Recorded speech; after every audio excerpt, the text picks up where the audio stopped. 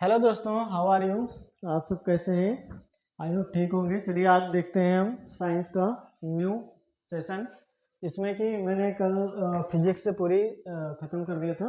आज देखते हैं थोड़ा केमिस्ट्री का देख लेते हैं, जो जो इम्पोर्टेंट है एग्ज़ाम के पॉइंट ऑफ व्यू से वो हम देख लेते हैं।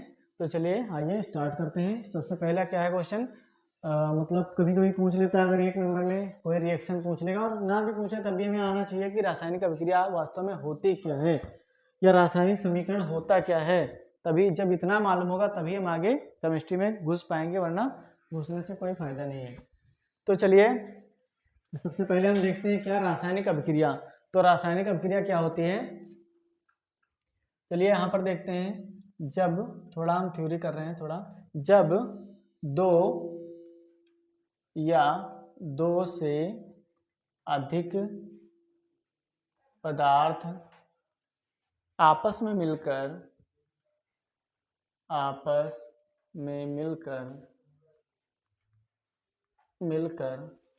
भिन्न गुणधर्म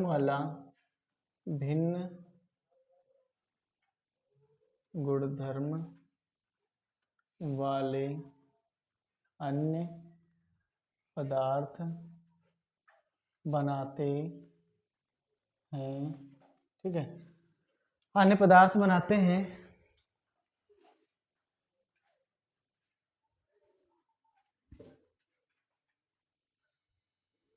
आपस में मिलकर कह सकते हैं या आपस में क्रिया करके, ठीक है, आपस में क्रिया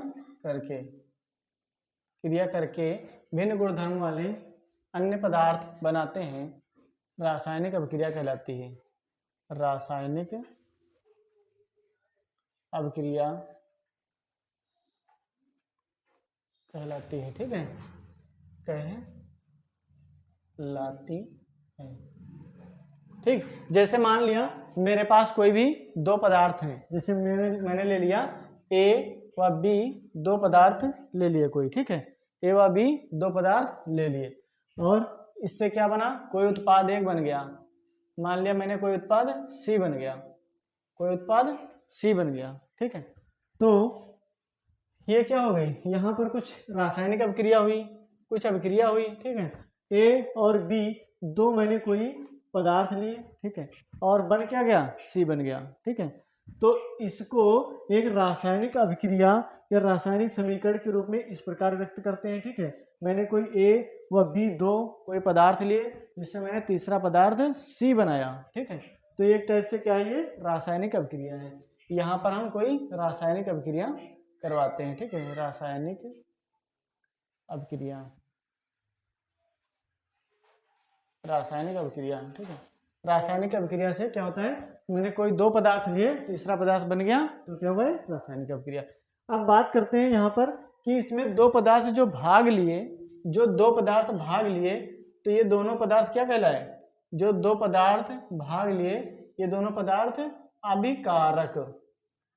अभिकारक। किसी भी रासायनिक अभिक्रिया में जो पदार्थ भाग लेते हैं, मतलब रासायनिक अभिक्रिया करने में जिनका योगदान होता है या जो भाग लेते हैं, रासायनिक अभिक्रिया करने में जो पदार्थ भाग लेते हैं उन्हें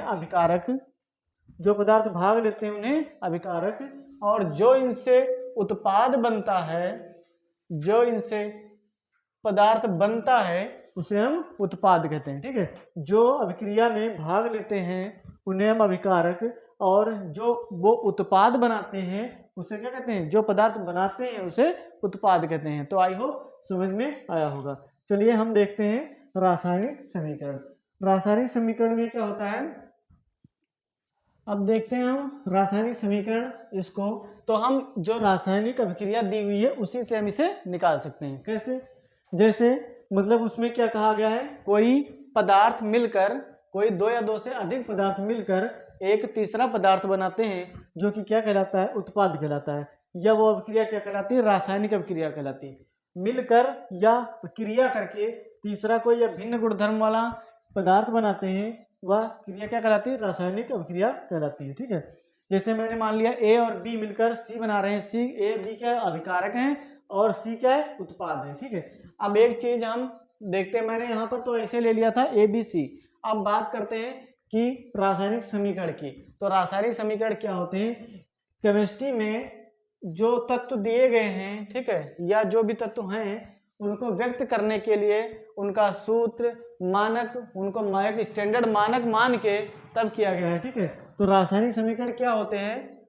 क्या होता है रासायनिक समीकरण में? क्या होता है कि इसमें जो पदार्थ भाग ले रहे हैं, जो तत्व भाग ले रहे हैं, उनको किस प्रतीक या किस सूत्र से व्यक्त किया जाता है वो, और उसे कैसे बैलेंस किया जाता है वो क्या रासायनिक समीकरण कहलाता है, ठीक है। मतलब जैसे मैंने माना एक रासायनिक समीकरण मैंने लिया कि यहाँ पर 2Mg + O2, ये क्या है? मैग्नीशियम। ये क्या है? मैग्नीशियम।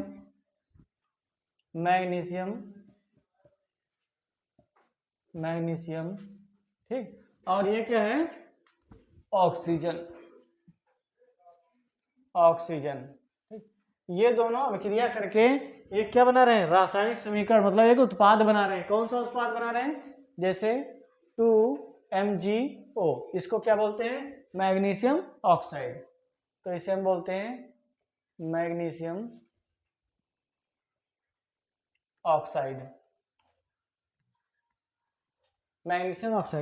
तो यही कह रहा है कि रासायनिक समीकरण क्या है कि जब कोई तत्व या मतलब कोई परमाणु आपस में अभिक्रिया करके, या कोई पदार्थ आपस में अभिक्रिया करके तीसरा कोई उत्पाद बनाते हैं और उनको किसी प्रतीक चिन्हों या मानक के रूप में लिखा जाता है, उसे क्या कहते हैं? रासायनिक समीकरण कहते हैं। जैसे मैंने यहाँ पर ले लिया 2Mg और यहाँ पर O2 ले लिया, इनसे क्या उत्पाद बना? मैग्नीशियम ऑक्साइड बना, MgO बना। तो यहाँ पर 2Mg था और यहाँ पर O2 था, ये हो गया 2MgO। इसका मतलब है मैग्नीशियम ऑक्साइड। तो हमारा ये क्या है? रासायनिक समीकरण है, ठीक है। रासायनिक समीकरण में क्या होता है कि प्रतीक चिन्हों और मानकों का प्रयोग किया जाता है, जबकि रासायनिक अभिक्रिया में कोई भी अभिक्रिया मतलब चीज वही है, सिर्फ उसमें मानक और स्टैंडर्ड उनका प्रतीक दे दिया गया, बस इतनी बात है। चलिए कुछ और देखते हैं इसमें अगला। चलिए देखते हैं, मैंने एक और अभिक्रिया ली है। इसमें क्या है? ये यहाँ से इंपॉर्टेंट बनता है कि मतलब एक क्वेश्चन यहाँ से आने की उम्मीद है कि संतुलित रासायनिक समीकरण, मतलब इसमें क्या होता है? कोई भी समीकरण एक दे दिया जाएगा पेपर में, जिसमें क्या कहा जाएगा कि समीकरण को संतुलित कीजिए। तो कैसे संतुलित करेंगे आज हम इसमें ये बताएंगे, किस प्रकार से संतुलित करें। पूरा डिटेल में तो नहीं बताएंगे, बट शॉर्ट में बताएंगे, समझाएंगे डिटेल में। चलिए, जैसे मैंने एक अभिक्रिया ली है, ये एक रासायनिक अभिक्रिया है जिसमें ये दो अभिकारक दिए हैं और ये क्या है? उत्पाद है, ठीक है। तो इसे हम किस प्रकार से संतुलित करेंगे? चूंकि संतुलित नहीं है, संतुलित करने का मतलब क्या होता है कि देखिए, जैसे बीच में एरो दिया है, ठीक है, तो इसके इधर जितने परमाणु हैं और इधर जितने परमाणु हैं, ठीक है, वो क्या होने चाहिए? आपस में बराबर होने चाहिए। इधर परमाणुओं की संख्या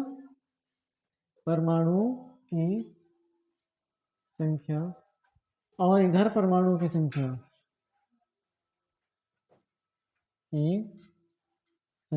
आपस में क्या होनी चाहिए? बराबर होनी चाहिए। मतलब जितने इधर परमाणु भाग ले रहे हैं उतने इधर बनने चाहिए, ठीक है। जैसे यहाँ पर 3 Fe है, मतलब यहाँ पर 1 Fe दिख रहा है अभी, यहाँ पर 3 Fe है, तो इसका मतलब 3 कहाँ से है? 3 भाग लिए होंगे तभी तो आएंगे, क्योंकि जो अभिकारक जितने परमाणु अभिकारक में होंगे उतने ही उत्पाद में होने चाहिए, ठीक है। मतलब समझ में आया कि जितने अभिकारक में परमाणु होंगे उतने उत्पाद में होंगे। ये अभिक्रिया संतुलित अभिक्रिया कहलाती है। जितने इधर, जैसे Fe इधर 1 है तो इधर 1 होता, तब तो संतुलित होती, लेकिन इधर Fe कितना बन गया? 3 बन गया, ठीक है। तो ये क्या हो गया? असंतुलित हो गया। अब इसे हमें संतुलित करना है, ठीक है। तो आइए हम इसे संतुलित करते हैं।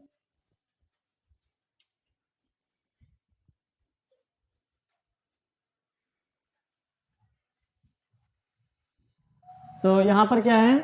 यहाँ पर देखते हैं 1 परमाणु है, यहाँ 3 परमाणु है उसके Fe के। तो हम सबसे पहले क्या करते हैं? चाहे तो हम एक बार में ही संतुलित कर लें, चाहे तो 2 बार में कर लें। मतलब यानी कि 2 बार या 3 बार जितने इसमें परमाणु है। जैसे एक तो Fe है, ठीक है, एक हाइड्रोजन है, ठीक है, एक ऑक्सीजन है, ठीक है, मतलब तीनों परमाणु में संतुलित करने हैं। तो आइए हम बात करते हैं आप लोग जब करना एग्जाम में तो थोड़ा थ्योरी बना के करना कि सबसे पहले एक स्टेप थ्योरी लिखा कि सबसे पहले मैंने आयरन के जो परमाणु हैं वो बराबर किए, संतुलित किए, फिर उसके बाद दूसरे में हाइड्रोजन के संतुलित किए, फिर तो हम सबसे पहले क्या करते हैं Fe के परमाणु को संतुलित कर लेते हैं, ठीक है। तो यहाँ पर Fe3, यहाँ पर Fe1। अब हम क्या करते हैं, यहाँ पर 1, यहाँ पर 3, इसका मतलब है कि यहाँ पर हमें 3 से गुणा करनी पड़ेगी, ठीक है। तो हम यहाँ पर गुणा कर देते हैं 3 से, तो हो जाएगा 3Fe प्लस, हम एक ही बार में संतुलित कर दें तो देखिए यहाँ पर H2 है, यहाँ पर एक H2 है, ठीक है, और यहाँ पर O4 है, यहाँ पर तो हम पहले एक एक को कर लेते हैं, ठीक है। तो फर्स्ट स्टेप ये क्या है, फर्स्ट स्टेप में क्या करते हैं हम जो ये आयरन का परमाणु है उसे संतुलित करते हैं। तो हम इसे क्या करते हैं 3Fe हो जाएगा प्लस यहाँ पर H2 हो जाएगा और इधर Fe3O4। कहने का मतलब है कि यहाँ पर हमारा आयरन का समान हो गया, आयरन का परमाणु बराबर हो गया 3Fe, ये Fe3, 3 उधर 3 उधर, ठीक। अब क्या करते हैं दूसरा स्टेप, सेकेंड स्टेप। इसमें मैंने क्या किया, यहाँ पर लिख देते हैं आयरन के परमाणु को संतुलित किया, ठीक, आयरन के परमाणु को संतुलित किया, नंबर 1 पॉइंट। फिर उसके बाद देखते हैं हाइड्रोजन के परमाणु को, तो हाइड्रोजन को संतुलित कर लेते हैं। यहाँ पर देखते हैं, अभी हम क्या करते हैं O को संतुलित करते हैं, ठीक है, O को संतुलित करते हैं। तो हम यहाँ क्या करेंगे, यहाँ पर क्या करेंगे दूसरे स्टेप में O को संतुलित करेंगे, तो यहाँ पर O4, यहाँ पर O1, यहाँ पर O4, यहाँ पर O1। कहने का मतलब हमें O कितने चाहिए 4, O कितने चाहिए 4। तो यहाँ पर हम किससे गुणा कर दें, चलिए देखते हैं, प्लस 4H2O, ठीक है। अब कितने हो गए हमारे पास O कितने हो गए, O हो गए 4 और यहाँ पर भी 4, ठीक। तो यहाँ पर बना देते हैं Fe3O4 प्लस, अब क्या करते हैं, मैंने O तो बराबर कर लिए, ठीक। अब उसके बाद क्या करते हैं, यहाँ पर H2 है, यहाँ पर क्या किया दूसरे वाले स्टेप में O ऑक्सीजन के परमाणु को ऑक्सीजन के परमाणु को संतुलित किया,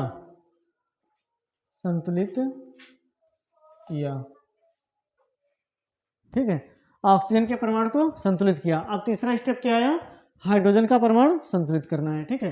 तो आइए हाइड्रोजन के परमाणु को संतुलित करते हैं। वैसे चाहते तो हम इसी में दो स्टेप में ही कर देते हैं, ठीक है। तीसरा स्टेप क्या है कि हाइड्रोजन के परमाणु को संतुलित करना है। तो यहाँ पर क्या हो जाएगा Fe प्लस 4H2O, यहाँ पर हो जाएगा Fe3O4। कहने का मतलब Fe यहाँ पर 3 है तो 3 लेके चलते हैं, ठीक है। 3Fe O4, 4 दूनी 8H, यहाँ पर 2H है, तो इसका मतलब क्या होगा, हम यहाँ से 4 से अगर आगे मल्टीप्लाई कर देंगे तो 4 दूनी 8H हो गया, तीनों चीज़ें संतुलित हो, पूरा समीकरण संतुलित हो गया। यहाँ हाइड्रोजन परमाणु को संतुलित करते हैं, ठीक है। अतः इस प्रकार यह अभिक्रिया संतुलित हुई, इस प्रकार यह अभिक्रिया संतुलित हुई। अब देखिए इसमें 3Fe O4, 4 दूनी 8 है, 4 दूनी 8 है, सारी चीज़ संतुलित हो गई, समझ में आया। चलिए देखते हैं अगला क्वेश्चन। इसमें क्या है, इसमें भी फर्स्ट स्टेप ले लेते हैं हम, फर्स्ट स्टेप। इसमें क्या है, पहले हम लिखते हैं यहाँ पर, हम चलिए M को ही संतुलित कर लेते हैं, जबकि देखा जाए तो M यहाँ पर 1 है, यहाँ पर M 1 है, ठीक है, कोई दिक्कत वाली बात नहीं। अब एक दिक्कत हमारे पास ये आ रही है कि यहाँ पर Cl2 2 है, Cl2 2 2 4 हो गए, Cl2 कितने हो गए, 2 इधर 2 उधर, 4 हो गए Cl2, जबकि इधर Cl2 कितना है, केवल एक ही है। तो हम सबसे पहले इसमें क्या करेंगे, यहाँ पर क्या करेंगे, 4 से मल्टीप्लाई करना पड़ेगा, ठीक है। तो यहाँ पर Mn संतुलित है, तो Mn को अभी हम नहीं छेड़ते हैं, अगर आवश्यकता पड़ी आगे तो देखा जाएगा। यहाँ पर क्या 4 से मल्टीप्लाई करेंगे, ठीक है। तो 4HCl, ठीक है। यहाँ से क्या हुआ, हमारा Cl संतुलित हो गया, ठीक है। ये क्या हुआ, MnCl2 प्लस H2O और प्लस Cl2, ठीक है। यहाँ से क्या हुआ, Cl संतुलित हुआ, ठीक है। क्लोरीन के परमाणु को संतुलित किया, मतलब मैंने क्या किया, क्लोरीन के परमाणु को संतुलित किया। अब उसके बाद देखते हैं यहाँ पर क्या दिक्कत फंस रही है। Mn, तो Mn एक है, क्लोरीन 4 बचा H। अब H कितना, अभी एक चीज, हाँ H कितना बचा, H यहाँ पर 4 है, यहाँ पर H कितना है, 2। कहने का मतलब H 2 की कमी है, H की कितनी, 2 की अभी कमी है। और एक चीज यहाँ पर देखते हैं, O यहाँ पर 2 है और यहाँ पर 1 O है, मतलब अभी O और H को संतुलित करना है। तो चलिए हम दूसरा स्टेप लेते हैं, दूसरा स्टेप लेते हैं। चलिए यहाँ पर मैंने क्या किया, क्लोरीन के परमाणु को संतुलित कर लिया, ठीक है। अब क्या बात करते हैं, यहाँ पर हाइड्रोजन और ऑक्सीजन के परमाणु को संतुलित करना है। तो यहाँ पर हम क्या करते हैं, MnO2 प्लस यहाँ पर क्या है 4HCl और यहाँ पर 4HCl है, यहाँ पर क्या है, चलिए हम इसको संतुलित कर लेते हैं, ठीक है। 4Cl तो मतलब संतुलित हो गए। अब यहाँ पर देखते हैं MnCl2 प्लस, यहाँ पर अगर हम 2 से मल्टीप्लाई कर दें, यहाँ से 2 से मल्टीप्लाई कर दें तो क्या होगा, हमारा ये समीकरण बैलेंस हो जाएगा एक ही बार में। देखते हैं Mn एक Mn, O2 एक O2, मतलब यानी कि इधर O2 2 हो गया ना, और 4H 2 दूनी 4H, और ये क्या हो गया 4Cl Cl2 यानी कि 4Cl2। अब इसमें जो है मैंने 2 ही स्टेप में ये अभिक्रिया संतुलित कर दी। अब इसमें हम क्या लिख सकते हैं कि हाइड्रोजन तथा ऑक्सीजन के परमाणुओं को संतुलित किया, ठीक। हाइड्रोजन तथा ऑक्सीजन के परमाणुओं को संतुलित किया, ठीक। और यहाँ पर आता यह रासायनिक समीकरण, अरे यार, रासायनिक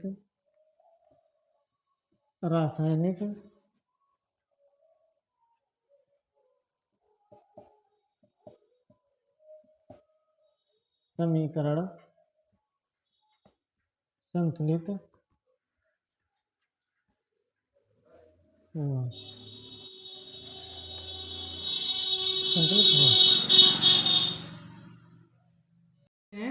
अगला क्वेश्चन, इसमें क्या कह रहा है, योगात्मक अभिक्रिया अथवा संयोजन अभिक्रिया, ठीक है। इसमें क्या करते हैं, इसको हम डिस्क्राइब करते हैं, इसको परिभाषित करते हैं। इसमें क्या होता है योगात्मक अभिक्रिया में, इसमें 2 या 2 से अधिक पदार्थ यहाँ पर लिख देते हैं, जब 2 या 2 से अधिक पदार्थ या तत्व, ठीक, या यौगिक मिलकर या संयोग करके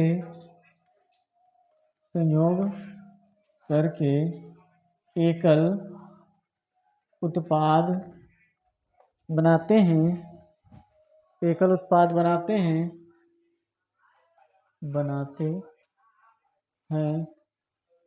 क्या कहलाते हैं?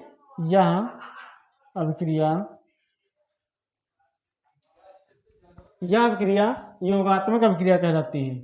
योगात्मक अभिक्रिया कहलाती है। ठीक है, कहने का मतलब जब दो या दो से अधिक पदार्थ मिलकर एक एकल उत्पाद बनाते हैं तो यह अभिक्रिया क्या कहलाती है? योगात्मक अभिक्रिया कहलाती है।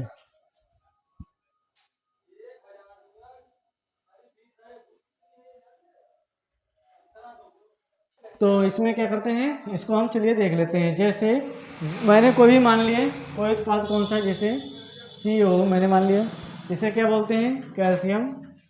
Calcium oxide calcium oxide. ये क्या है? सॉलिड है। प्लस ये किसके साथ में रिएक्शन करेगा?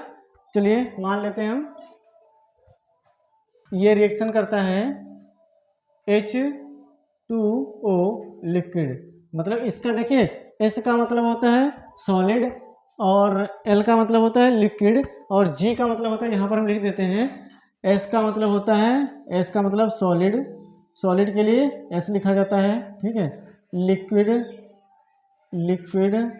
के लिए L लिखा जाता है और गैस के लिए क्या लिखा जाता है? G लिखा जाता है। सॉलिड का मतलब होता है ठोस, ठीक है, लिक्विड का मतलब होता है द्रव और गैस का मतलब गैस। ठीक है, आई होप तीनों चीज़ें समझ में आई होंगी। ठीक है, तो ये क्या है? सॉलिड है, कैल्शियम ऑक्साइड।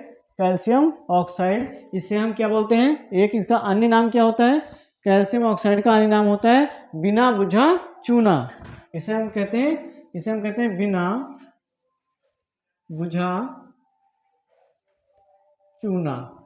बुझा चूना। इसकी रिएक्शन अगर हम जल के साथ में कराते हैं, ये क्या है? जल का फार्मूला है। ठीक है, कैल्शियम ऑक्साइड की रिएक्शन अगर जल के साथ में कराते हैं तो आप सभी ने देखा होगा, गांव में या शहर में, चाहे जहां, हर जगह पे ये रिएक्शन तो सभी लोग देख सकते हैं। आराम से अपने घर पे एक्सपेरिमेंट करके चूना लेकर आइए, जो भी हो चूना, बिना बुझा होना चाहिए, बुझा चूना नहीं होना चाहिए, बिना बुझा चूना होना चाहिए। उसको पानी में डालिए किसी बर्तन में या चाहे जहाँ, तो उसमें क्या होता है कि जब हम डालते हैं तो उसमें इतनी सनसनाहट जैसी आवाज़ होती है और खौलने लगता है, पानी एकदम खौलने लगता है, गर्म हो जाता है। कहने का मतलब, और धीरे धीरे क्या हो जाता है, चूना जो होता है, बिना बुझा चूना, वो क्या हो जाता है? बुझ जाता है और उसमें क्या जनरेट होती है? हीट जनरेट होती है। तो चलिए इसका हम समीकरण देखते हैं। CaOH का होल ट्वाइस, ये क्या हो गया? होल ट्वाइस, और CaOH का होल ट्वाइस प्लस यहाँ पर कुछ ऊष्मा निकलती है, सॉलिड होता है। ठीक है, ऊष्मा निकलती है। ठीक है, यहाँ पर कुछ ऊष्मा निकलती है, ठीक है। तो आइए हम इसको समझते हैं। ये हो जाएगा तुम्हारा कैल्शियम हाइड्रोक्साइड और ये ऊष्मा होगी। कहने का मतलब, जब हम बिना बुझे चूने को जल में डालेंगे तो वहां से क्या होगा? बुझा हुआ चूना, इसे बोलते हैं हम बुझा हुआ चूना। जब इसे हम जल में डालते हैं तो क्या बन जाता है? बुझा हुआ चूना बन जाता है। साथ में इतनी ज़्यादा हीट जनरेट होती है, अगर उस समय अगर हाथ डाल दीजिए उसमें तो हाथ पक्का जल जाएगा। ठीक है, तो ये रिएक्शन आई होप समझ में आएगी। मस्त रिएक्शन है। इसमें क्या हुआ, ये दोनों संयोग करके एकल उत्पाद बना रहे हैं। ये दोनों संयोग करके मतलब कैल्शियम ऑक्साइड और जल संयोग करके कैल्शियम हाइड्रोक्साइड बना रहे हैं। ये क्या रिएक्शन हुई? योगात्मक अभिक्रिया, या इसे हम संयोजन अभिक्रिया कहते हैं। आई होप बहुत ही अच्छे से समझ में आया होगा। चलिए देखते हैं, एक और क्वेश्चन कर लेते हैं। इसमें क्या है, देखिए विस्थापन अभिक्रिया क्या होती है। इसमें इस अभिक्रिया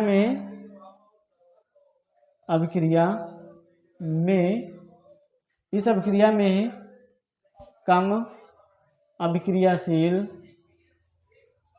अधिक होगा यहाँ पर। ठीक है, अधिक अभिक्रियाशील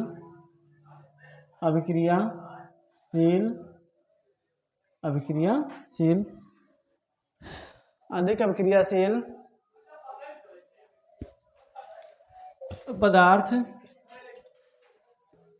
कम अधिक अभिक्रियाशील पदार्थ कम अभिक्रियाशील